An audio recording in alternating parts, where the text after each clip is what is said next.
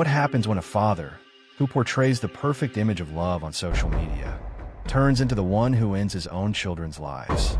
This chilling story unfolds in the quiet town of Frederick, Colorado. I have witnessed many cases during my 15 years as an investigator, but the Watts family case still keeps me up many nights. Not because of its particularly brutal nature, I've seen worse things, but because of its terrifying normality. A perfect social media family, a husband loved by everyone, and a crime plan with chilling coldness.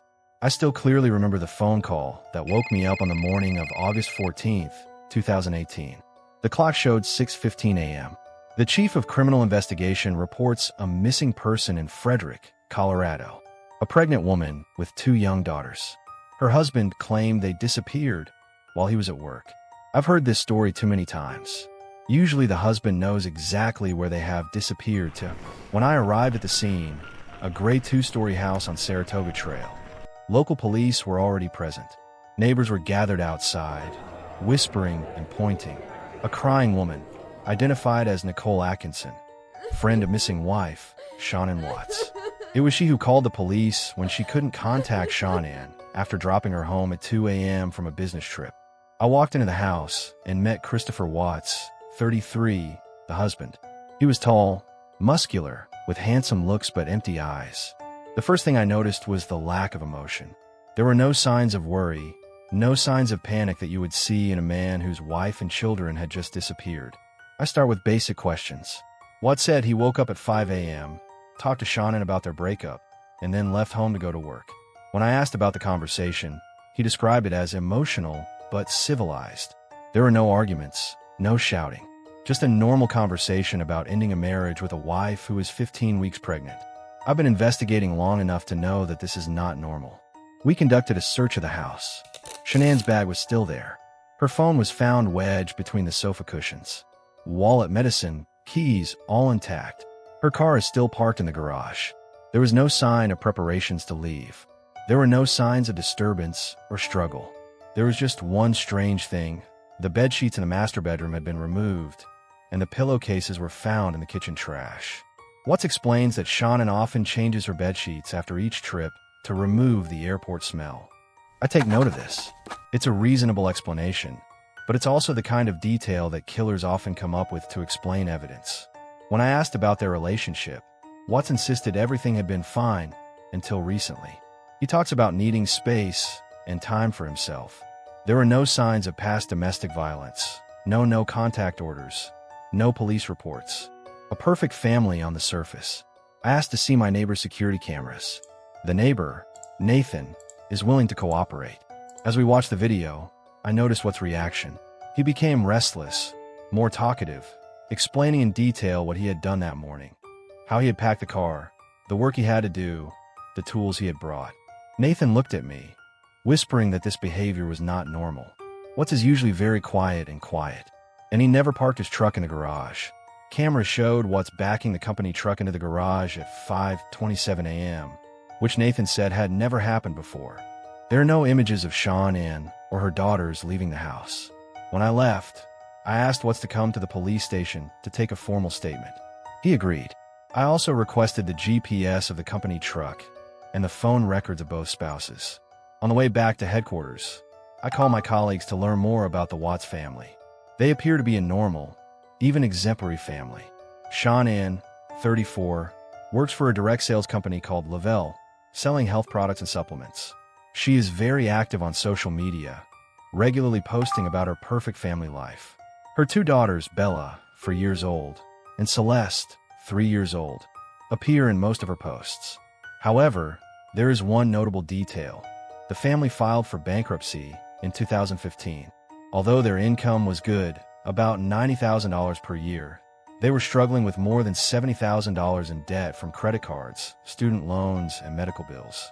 I also discovered that Watts worked for Anadarko Petroleum as a field officer. He had access to remote oil and gas extraction sites, perfect places to hide evidence. That night, when I got home, I couldn't stop thinking about the case. Every instinct of mine screamed that Christopher Watts had done something to his family. But I need proof, and I need to understand why.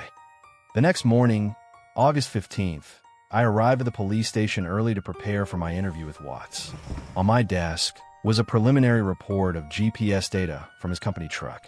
On the morning of August 13th, Watts drove to an oil and gas extraction site known as Service 319, a remote area about a 40-minute drive from home. He was there from 6:30 to 8:30 a.m. According to his work schedule, he did not need to be there that day. I also received information from Anadarko Petroleum Security Department. They discovered emails showing that Watts may have been having an affair with a coworker. This could be the motive. When Watts arrived, I took him into the interrogation room. He remained strangely calm. I started with basic questions, letting him tell his story. He repeats what he said before. Wake up, talk to Shanann about the breakup, go to work, never see her again. I turned to the topic of adultery. He denied it emphatically. I could see the tension on his face. The way he licked his lips, his eyes wavered. His hands kept touching his neck. These are classic signs of lying. After 2 hours of interrogation, I asked him to take a polygraph test the next day. He agreed. This willingness surprised me. Either he was too confident in his ability to lie, or he was truly innocent. My experience leans towards the first possibility. Meanwhile, other investigators contacted Nicole Kessinger, the woman believed to be in a relationship with Watts. She proactively contacted police, saying she and Watts had been dating for several weeks. According to her, Watts told her that he was in the process of getting a divorce and was about to finalize the proceedings. She didn't know Shanann was pregnant. We also received the results from the search of Watts' phone. He searched the internet about selling a house and when to say I love you in a new relationship. He also looked up remote tourist destinations and one-way airfares. Everything is gradually connecting together. A man is having an affair, wants to start a new life, but is held back by his family and financial situation. A very familiar scenario in family murder cases. In the afternoon, we received word from the search team at Service 319. They discovered a piece of fabric similar to the missing pillowcase from the Watts house. And data from Watts' phone shows he searched Google Maps of that area the night before the family disappeared. I decided to speed up the process. We can't wait until tomorrow to take the polygraph test. I called Watts back to the police station. This time, I confronted him directly about the inconsistencies in his story, about his trip to Service 319, and about his relationship with Nicole Kessinger. He was still denying everything, but I could see his facade of calm slowly crumbling. I decided to hit his weak point. I offered a scenario. Perhaps Shanann did something to the daughters, and he reacted in anger. This is a common interrogation tactic, offering a less worse scenario so the suspect can confess. His reaction was amazing. He asked to talk to his father first. We agreed, hoping that their close relationship might lead to a confession. When Watts' father arrived, we let them talk privately in the interrogation room, but still recorded the conversation. What we heard left us all cold. Watts confessed to his father that he killed Shanann after discovering she had harmed her daughters. He said that when he went downstairs after the argument, he turned around and saw Bella dead on the baby monitor and Shanann strangling Celeste. In a fit of rage, he killed Shanann. It was a story that fit perfectly with the script I gave him. Too suitable and completely unreliable. When we returned to the interrogation room, Watts repeated the story. But when we asked for details, his story began to fall apart. He couldn't explain why he didn't call an ambulance when he saw his daughter motionless. He could not explain why he brought their bodies to his work site, and he couldn't explain why he lied about all this. He eventually admitted to killing Shanann, but maintained that she killed her daughters. He agreed to lead us to where he had hidden the body. That evening, Christopher Watts was arrested on charges of first-degree murder. The dawn of August 16th, 2018 was one of the darkest moments of my career. We arrived at Service 319 at 6 a.m. Myself, the forensics team, and Christopher Watts were handcuffed in the police car. The site is a remote oil and gas exploration area, with rolling fields and tall oil tanks. There are no houses within a radius of many miles. A perfect place to hide crimes. Watts showed us an area near 2 large oil tanks. He said he buried Shanann there, in a shallow grave. As for his daughters, he stuffed their bodies through the mouth of the crude oil tank. I have witnessed many horrifying scenes in my career, but this made me turn away. How can a father do that to his daughter?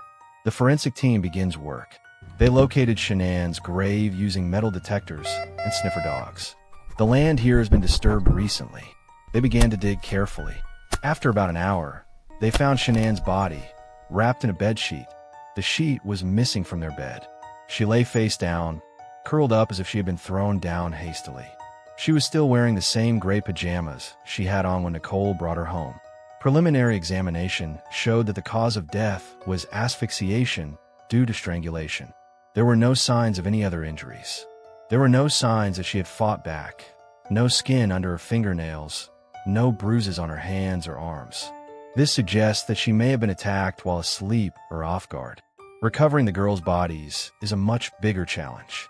The oil tanks contain toxic crude oil, and the tank mouth is only about 20 centimeters wide. The rescue team must wear full protective gear and work in a short time due to toxic gas. They started by draining oil from the tanks, filtering it through metal screens to collect any evidence. They then opened the door at the bottom of the tank and found Celeste's body in the first tank, still wearing her pajamas and diaper.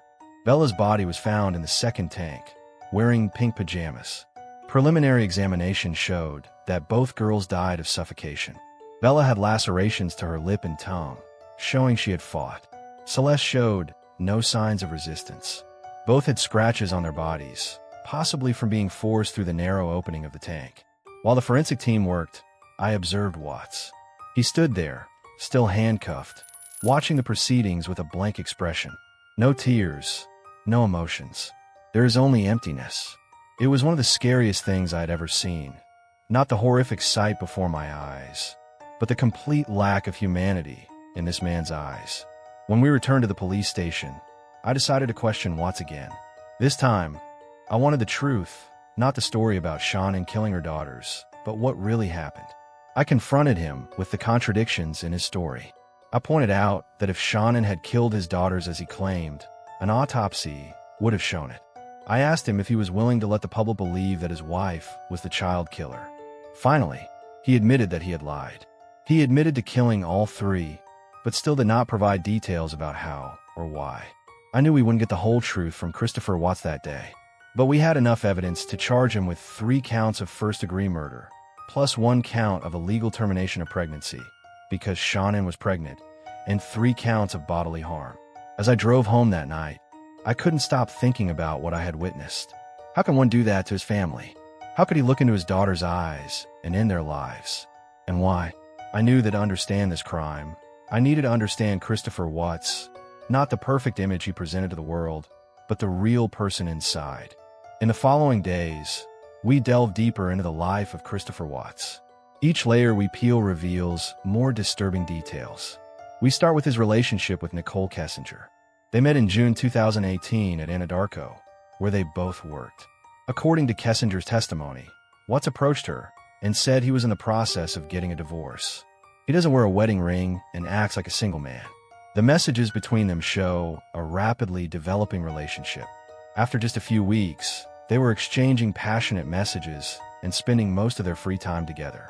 Watts seemed obsessed with Kessinger, frequently talking about wanting to start a new life with her. But there's a big problem. Watts is not in the process of getting divorced. He still lives with his wife and 2 daughters, and his wife is pregnant with their 3rd child. He has built a dense web of lies to sustain both lives. We also learn about the family's financial situation. Although both husband and wife have good incomes, they are deeply in debt.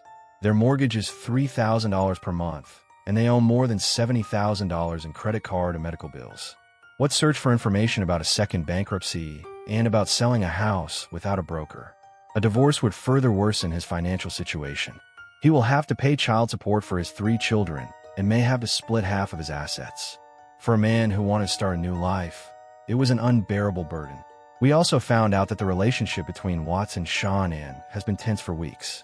Shanann sent text messages to friends complaining that Watts had become distant and cold. During a trip to North Carolina to visit family in July, he barely spoke to her or her daughters. When they returned to Colorado, he started sleeping on the sofa. Shanann suspected that he was having an affair, but dismissed the idea, telling a friend that Chris didn't have it in him to do it.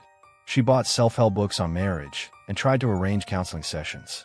Meanwhile, Watts is planning his new life. He had been looking for apartments to rent and told Kessinger he wanted a son, which Shanann was pregnant with. The picture is emerging. a man trapped between two lives, unwilling to face the financial and social consequences of divorce, and deciding that murder is the easier solution. But one big question remains. Was this an impulsive act of anger, or a carefully calculated plan? The answer came from Watts' phone and computer data. On August 9th, for days before the murder, he searched Google Maps for Survey 319, the location where he would later hide the body. He also sent a text message to a colleague, saying he would personally go to that location on the morning of August 13th, assuring him that he would be there alone. This was not an impulsive act. This was a planned murder. However, there is still one strange detail that we cannot explain. 3 days before the murder, Watts took a photo of a doll covered with a bedsheet, resembling a body, and sent it to Shanann. She posted it to Facebook with the caption, "Don't know what to think about this. Is that a warning sign? Some kind of threat? Or some strange form of experimentation?" We'll never know, because Watts refuses to explain the photo. As I reviewed all the evidence, I began to form a picture of what happened that fateful morning. And it's a much scarier picture than the story Watts told us. Based on all the evidence collected, phone records, security cameras, autopsies, and scene analysis, we have reconstructed what happened in the Watts family's final hours. Shanann returned home from her Arizona business trip at 1:48 a.m. on August 13th, picked up by Nicole Atkinson. She was tired from the delayed flight and went straight to bed. Watts was probably waiting for her to fall asleep. At about 2:30 a.m., he strangled her. An autopsy showed no signs of resistance, suggesting that she had been attacked while she slept. This is consistent with Watts' testimony that they had an emotional conversation, a lie to explain why she may have been disturbed before her death. After killing Shanann, Watts went into his daughter's room. Bella, 4 years old, may have woken up and witnessed part of what was happening. An autopsy showed the girl had bitten her tongue and had lacerations to her lip, signs of fighting or panic. Celeste, 3 years old, appeared to have died in her sleep, showing no signs of resistance. Watts then wrapped Shanann's body in a bedsheet and dragged her down the stairs, leaving scratches on the stairs that investigators later discovered. He placed her in the floor of his truck. Incredibly, he placed his 2 still living daughters in the back seat of the truck. We know this from GPS data and the timing of the murders. He drove 45 minutes to Survey 319, with his wife's body on the floor of the car and his 2 frightened daughters in the back seat. At the oil and gas site, he strangled the daughters, presumably with their blankets. Fibers from the blankets were found in their mouths. He then climbed the stairs leading to the top of the oil tanks and stuffed their bodies through the narrow mouth of the tank, breaking Bella's shoulder bone in the process. Finally, he dug a shallow grave for Shanann nearby and buried her, face down, in a crouched position as if he had simply thrown her down. After that, he spent the day working as usual. He sent texts to Shanann, asking where she was, creating a digital trail of anxiety. He called his daughter's kindergarten to say they would no longer be attending school. He contacts a real estate agent about selling the house. When Nicole Atkinson reported Shanann missing, Watts put on a play about the worried husband. He even appeared on local television, urging his family to come home. It was a cold, calculated performance by a psychopath. There was no sign of remorse, no sign of pain. There is only calculation.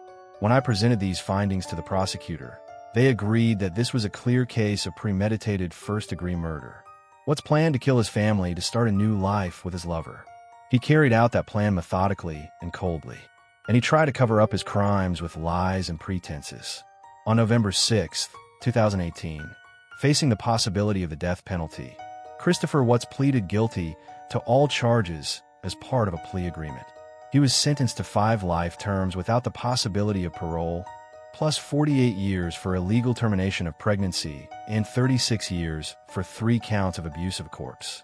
But even as he pleaded guilty, Watts still did not provide a full explanation of his motives or details of what happened. He still keeps his secrets. In February 2019, I and 2 other agents went to Dodge Correctional Institution in Wisconsin, where Watts was serving his sentence, for one final interview. We no longer need more evidence. The case is over. Watts has been convicted, but we still need to understand. In a 5-hour interview, Watts finally revealed the whole truth about what happened, or at least his version of the truth. He admitted that he had been planning to kill his family for weeks. He chose Server 319 because it was a remote location where he knew there would be no one that day. He arranged his schedule to ensure that he would have time there alone. On the morning of August 13th, after Shanann returned home from a business trip, they had a conversation, not about the breakup as he had previously claimed, but about their relationship. Shanann found out about his affair through a credit card payment at the Lazy Dog restaurant, where he had taken Kessinger to dinner. They argued, and Watts strangled her. He describes looking into her eyes as he took her life, and the sense of liberation he felt afterwards. Then he went into his daughter's room. He strangled Bella first, while she begged him not to harm her. She fought, bit her tongue, and tried to escape. He then killed Celeste in the same way. He placed the bodies of all three in his truck and drove to Server 319. There, he buried Shanann in a shallow grave and stuffed the daughters into oil tanks, hoping that the crude oil would dissolve the bodies and erase the evidence. When asked about his motives, Watts said he wanted to start a new life with Nicole Kessinger. He feels that his family is a burden, an obstacle to his happiness. He considered divorce, but was concerned about the financial and social consequences. Killing them, in his twisted mind, seemed like the easier solution. When I asked him if he felt any remorse, his answer was surprising. He said he felt remorse for being caught, for losing his chance at a new life with Kessinger. Only after many months in prison did he begin to feel some remorse for what he had done to his family. These are classic signs of a psychopath: lack of empathy, inability to connect with the pain of others, and concern only with consequences for oneself. When we left the prison, I felt a deep sense of emptiness. I spent nearly a year understanding Christopher Watts, to decipher his mind, to find out why he did what he did. And in the end, the answer is simple and terrifying. He did it because he wanted to do it, because he sees his family as an obstacle, and he is incapable of feeling enough love or empathy to stop him. The Watts case is legally over, but its consequences continue to spread. Nicole Kessinger, Watts' lover, disappeared from public view after the crime. She lost her job at Anadarko, moved out of her home, and reportedly changed her name. Although there is no evidence that she knew about Watts' plans or participated in his crimes, she still faced judgment and harassment from the public. Shanann's family, her parents and brother, have endured unimaginable pain. Not only did they lose their daughter, niece, and unborn grandchild, but they also faced harassment and threats from people who believed in conspiracy theories about the case. Watts' family was also deeply affected. His parents were initially protective of their son, even suggesting that Shanann may have killed the daughters. But when the truth is revealed, they must face the reality that their son is a ruthless killer. The Watts family home on Saratoga Trail was foreclosed and auctioned, but no one wanted to buy it because of its dark history. It remains empty, a somber reminder of the tragedy that occurred within its walls. For those of us who worked on the case, the images and details still haunt us. I still often wake up at night, thinking about Bella and Celeste, about the fear they must have felt in their last moments. I think about Shanann, who trusted and loved the man who ultimately took her life. And I think about Christopher Watts, the man who chose to kill his family rather than face the consequences of divorce. The man looked into his daughter's eyes as he took their lives. The man spent the day working as usual after hiding his family bodies. I've spent my career understanding the minds of killers, but Christopher Watts remains an enigma to me. Not because he is too complicated, but because he is too simple. He killed his family because they no longer fit into his plans. Because he wanted a new life without the burden of a wife and children. Because, in his twisted mind, killing them was easier than leaving them. It is a terrifying truth about human nature, that a person can live a normal life, be loved by friends and neighbors, and still be capable of such cruel acts. That darkness can lurk just beneath the surface of normalcy. Christopher Watts is currently serving a life sentence at Dodge Correctional Institution in Wisconsin. He will never be free, but his actions will continue to haunt all who know about this case. A reminder of the cruelty that humans can inflict on each other and of the fragility of the lives we take for granted. For me, the Watts case is not just another case in my career. It's a reminder of why I do this job. Not just to catch bad guys, but to seek justice for those who can't speak up for themselves. To ensure that people like Shanann, Bella, and Celeste are not forgotten, and that people like Christopher Watts are held accountable for what they did.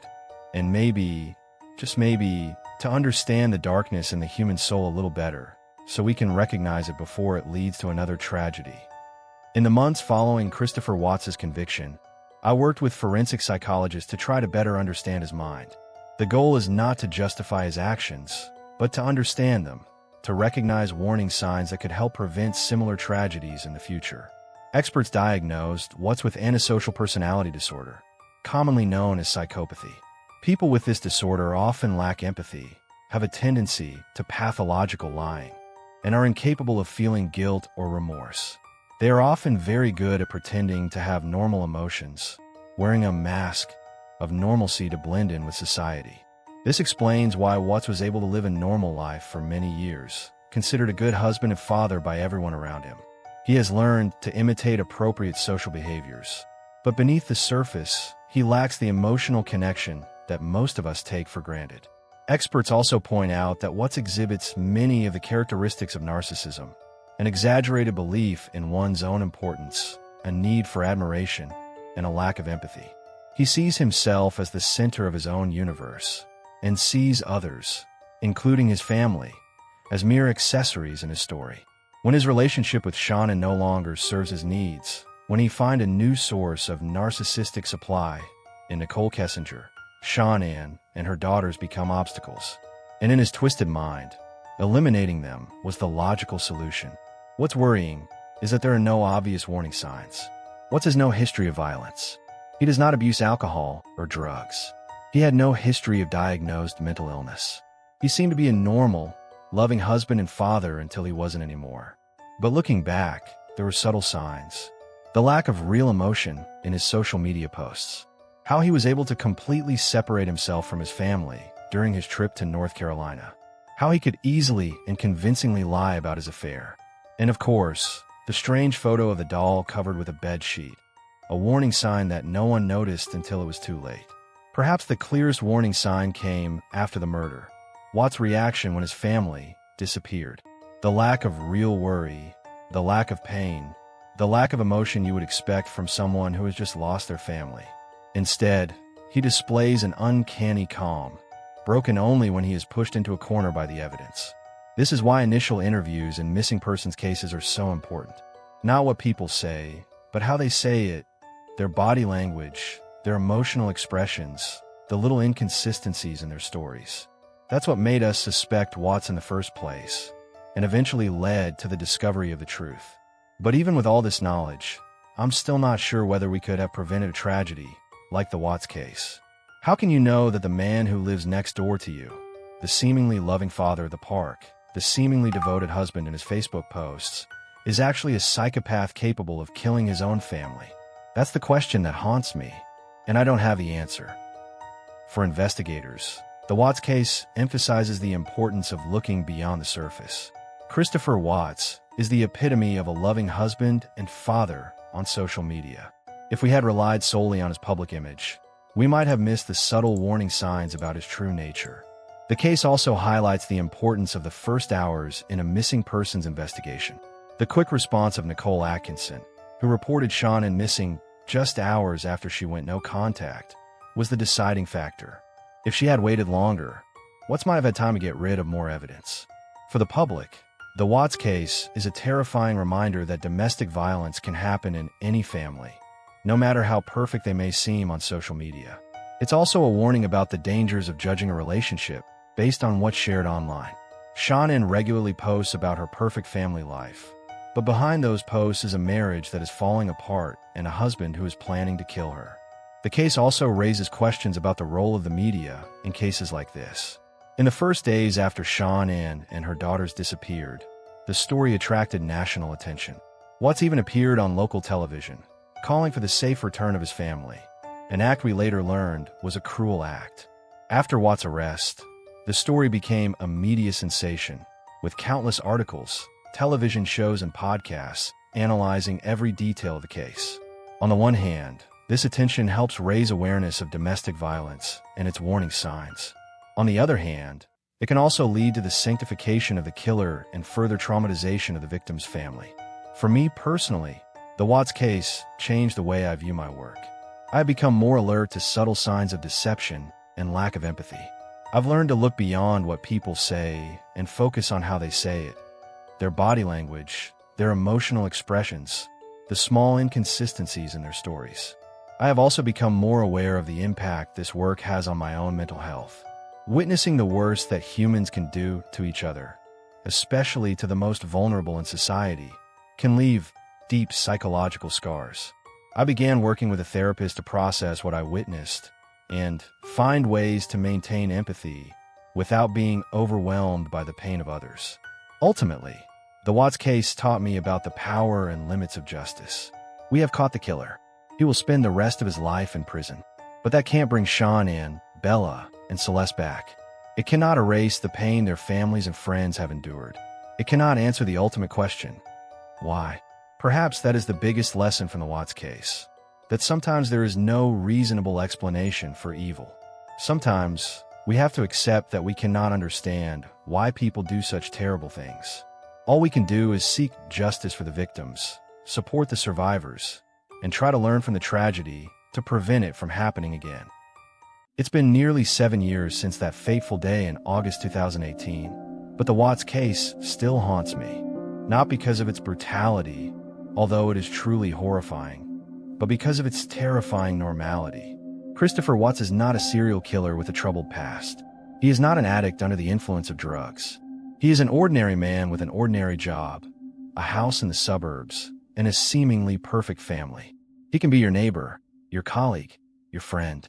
And that's the scariest thing about this case. It shows that evil can lurk in the most ordinary places, behind the most familiar faces.